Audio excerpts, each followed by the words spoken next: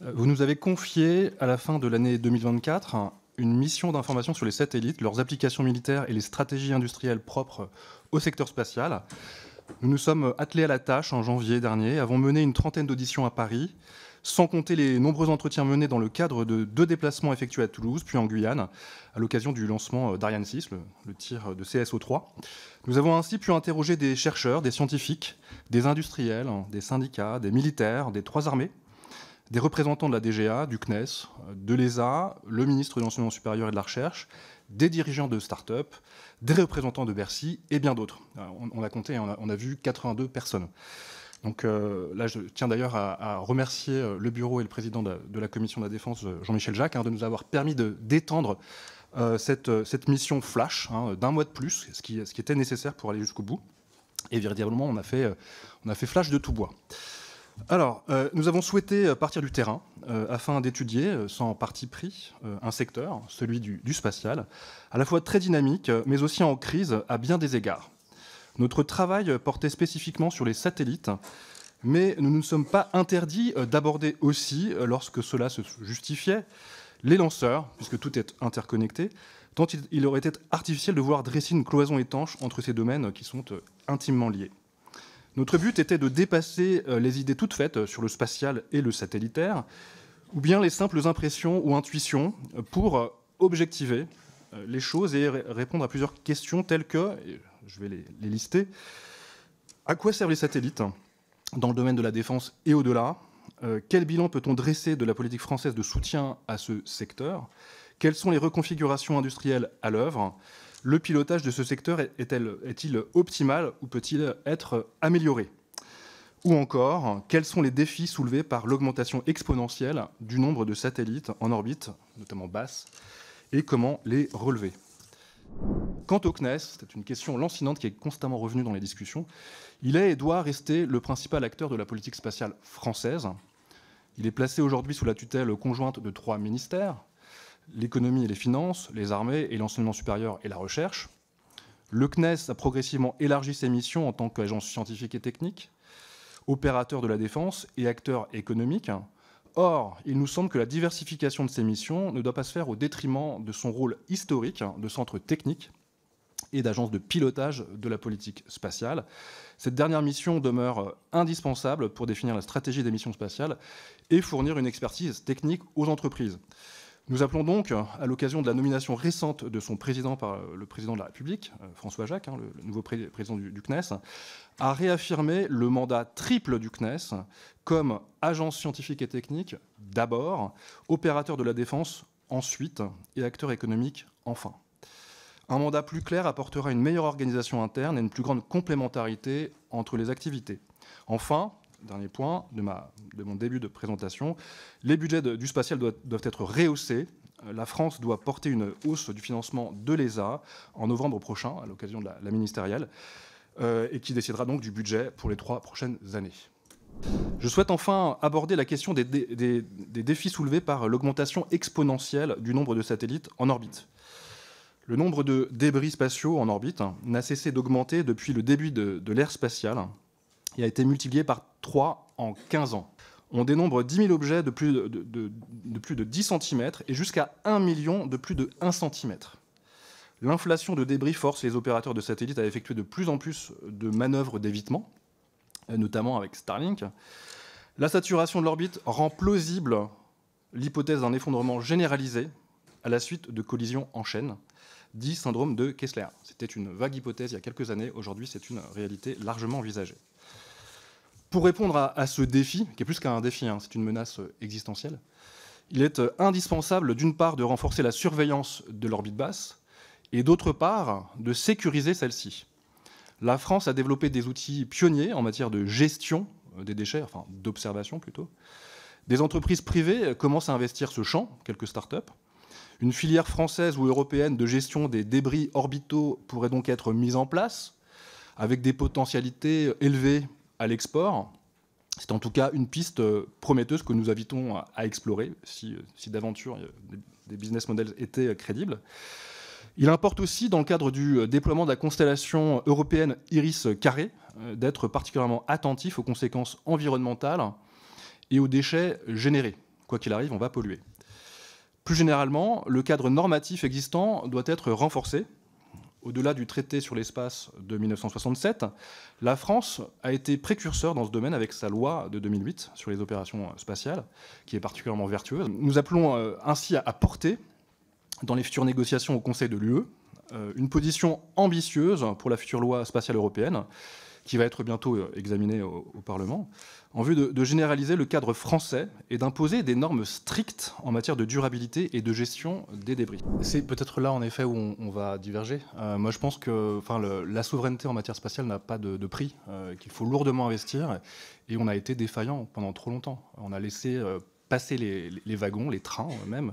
On a observé la montée en puissance de certains acteurs. Au départ, d'ailleurs, avec un certain mépris, évidemment SpaceX, dans les années 2000.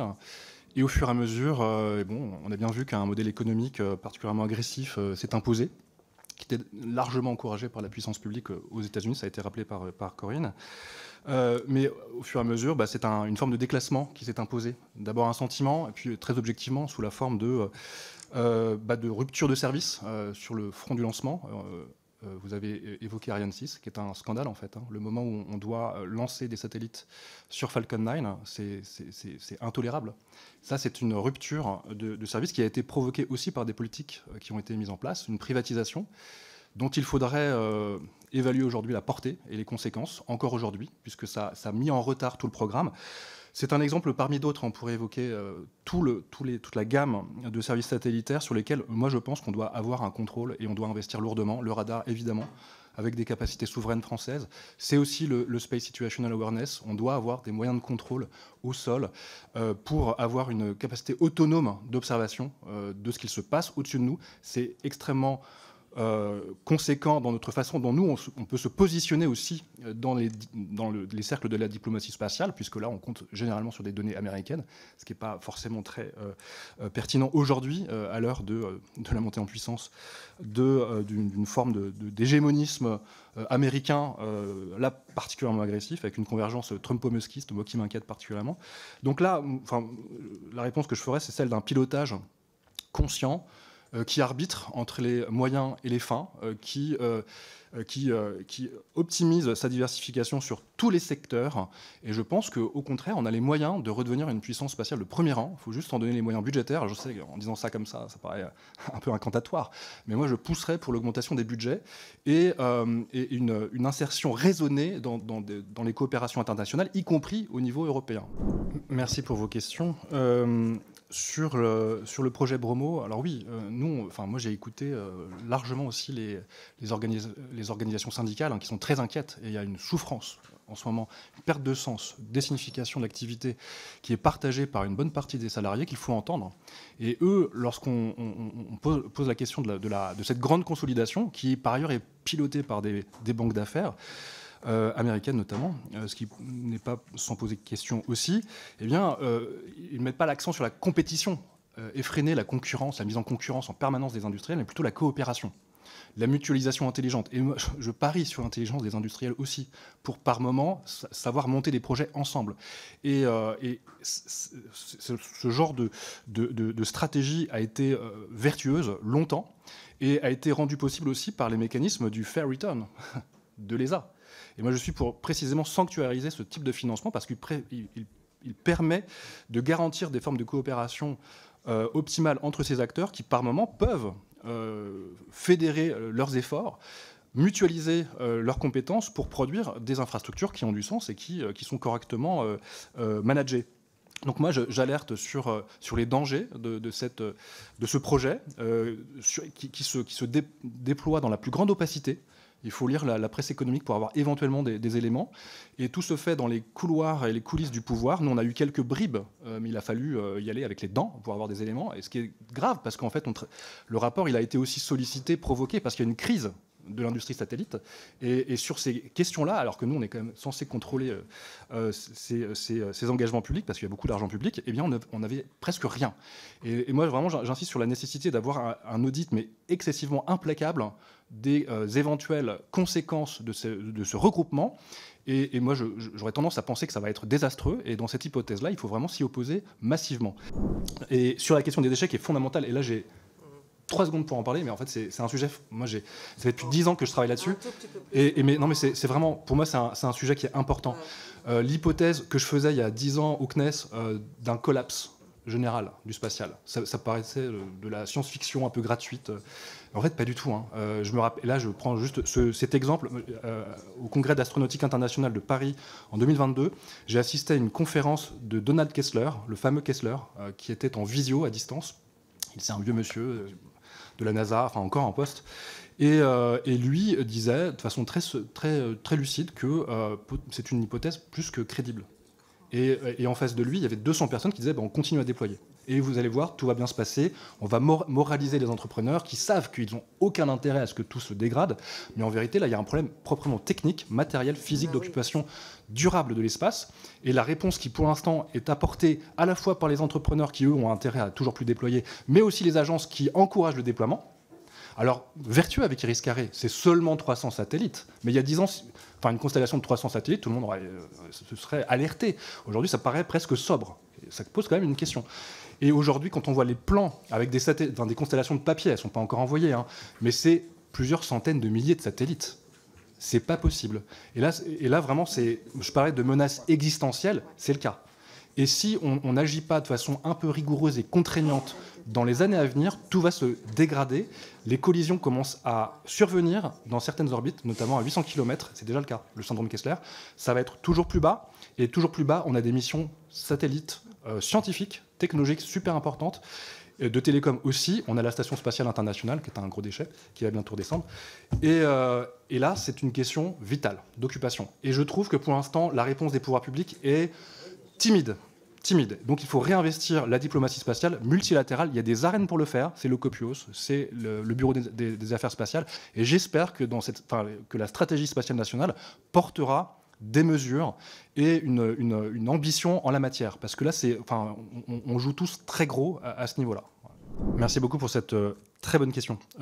J'insiste, parce que, en fait, oui, aujourd'hui, il y a une espèce de banalisation de l'idée que la militarisation serait l'horizon indépassable de l'occupation de l'espace, l'arsenalisation encore plus, ce qui n'était pas forcément le cas il y a encore quelques années. C'était une espèce de... on le mettait sur la table, mais sans plus, et on savait que potentiellement on déployait. Mais là, ça fait partie non seulement des développements en cours, mais qui sont jugés désirables par toutes les puissances spatiales. Ce qui est quand même une autre façon de voir le futur de l'occupation de l'espace. Il se trouve que nous avons un traité de 67, qui est encore en vigueur, qui est très précis, et qui proscrit par exemple le déploiement d'armes de destruction massive nucléaire.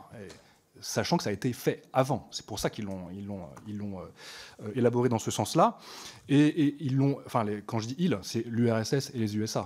À l'époque, quand ils se sont mis autour de la table, au cœur de la guerre froide, on a été capable d'affirmer un usage pacifique de l'espace, ce qui est quand même pas rien. Donc je vois pas pourquoi aujourd'hui on pourrait pas le faire.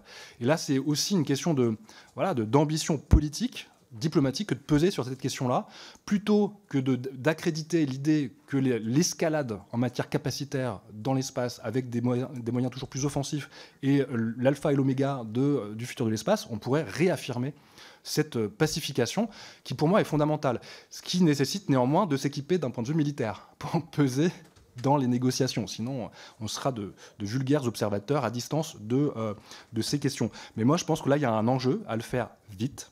Il y a déjà des travaux, par exemple, au COPIOS, donc le comité sur les usages pacifiques de l'espace, au sein de l'ONU, sur la ressource spatiale, ce qui est une autre question, l'accaparement, etc. Pas simplement le régolithe, hein, les fréquences. Il y a un travail normatif, juridique qui est réalisé, et la France prend toute sa part. Moi, j'échange avec les juristes qui représentent la France, ils font un très beau travail pour affirmer un non-alignement diplomatique vis-à-vis de cette escalade particulièrement inquiétante. Et je pense que là, il faut accélérer dans ce domaine-là. La France pourrait être... fer de lance de ce travail normatif. Moi, en tout cas, j'y encourage à ma modeste position de député, d'astrodéputé. Et je pense que là où il y a un enjeu, et merci de l'avoir souligné. Et puis après, anticiper des usages qui pourraient être faits des ressources qui ne soient pas optimaux. Là, sur les startups, moi, je confie ma grande perplexité. Là, quand tu disais... On sait, mais puis on regarde si ça pousse. Enfin, moi, ça me pose pas de problème quand c'est de l'argent privé. Voilà, quand c'est de la finance, business angels qui mettent de l'argent et qui crament 100 000 $. Et puis si ça marche pas, tant pis, j'ai suffisamment d'argent au compte en banque. Là, on parle d'argent public. d'opérateurs publics qui, à un moment donné, font des choix ajustés à des besoins qui doivent être identifiés, des besoins opérationnels notamment. Et là, je pense qu'il faut siffler la fin de la récré, si je devais le dire comme ça. Il y a eu une espèce de mode entretenu par le pouvoir politique par ailleurs. C'était le bon vieux temps de la Startup Nation, qui est peut-être un peu révolu, j'en sais rien, et on en revient peut-être. Et on a auditionné l'Alliance New Space, dont les premières assises étaient à la station F. Je veux dire, c'était quand même un décorum particulier pour annoncer une politique publique de soutien à l'innovation. Je pense que là, c'est le temps de l'évaluation, et qui nous appartient aussi de faire de l'évaluation des politiques publiques. Et je pense que par moment, on a saupoudré n'importe comment. Et j'aurai plein d'exemples, mais j'ai plus le temps de répondre, donc on en parlera plus tard.